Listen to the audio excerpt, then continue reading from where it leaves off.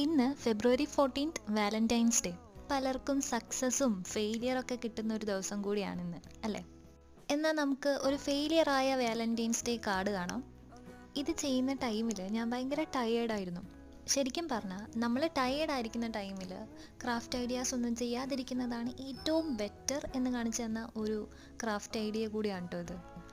കാരണം എന്താണെന്ന് വെച്ചാൽ ഇത് നല്ലൊരു ടൈമിലാണ് ചെയ്തിരുന്നെങ്കിൽ കുറച്ചുകൂടി ബെറ്റർ റിസൾട്ട് കിട്ടേണ്ട ഒരു ക്രാഫ്റ്റ് ഐഡിയ തന്നെയാണിത്. ഈ സെൻറ്ററിൽ ഹോൾ ഇടാനായിട്ട് ഞാൻ ബ്ലേഡാണ് യൂസ് ചെയ്തിട്ടുണ്ടായിരുന്നത്.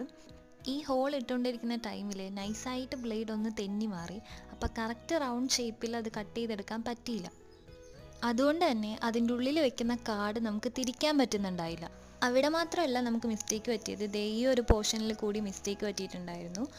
എന്നാലും ഇത്രയും ചെയ്തല്ലേ എന്നോർത്ത് ഞാൻ അത് തട്ടിക്കൂട്ടി കംപ്ലീറ്റ് ആക്കിയിട്ടുണ്ട്. ഇടയ്ക്കൊക്കെ ഇങ്ങനെ ഫെയിലിയർ ആവുന്നതും നല്ലതാണ്.